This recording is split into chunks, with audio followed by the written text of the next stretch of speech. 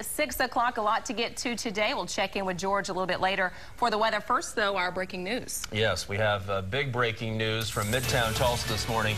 We continue covering a fire at Nature's Choice Spa Supply in the industrial area northeast of 41st and Sheridan.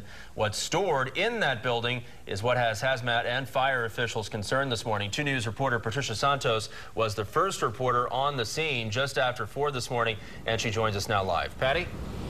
Hey, good morning. Well, the good news is it appears that fire crews have the fire under control. Take a look behind me right now. This is a building off of East 38th Street near I-44. Now, crews had to approach this fire with a lot of caution because we were told there was chlorine and other chemicals inside the building.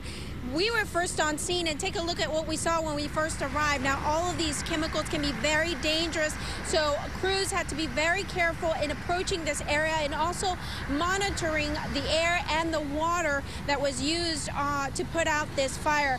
Nearly a dozen fire crews were on scene this morning. A lot of smoke coming out of that building. Some streets were closed initially as fire crews tried to assess exactly how dangerous this situation was. An ambulance was also standing by, and we are told that it was a security guard who spotted the fire and called the fire department to see this.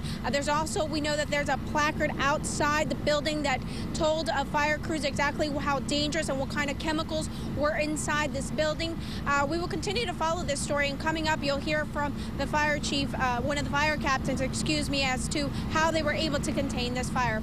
Live in Midtown, Patricia Santos, 2 News works for you. All right, thanks.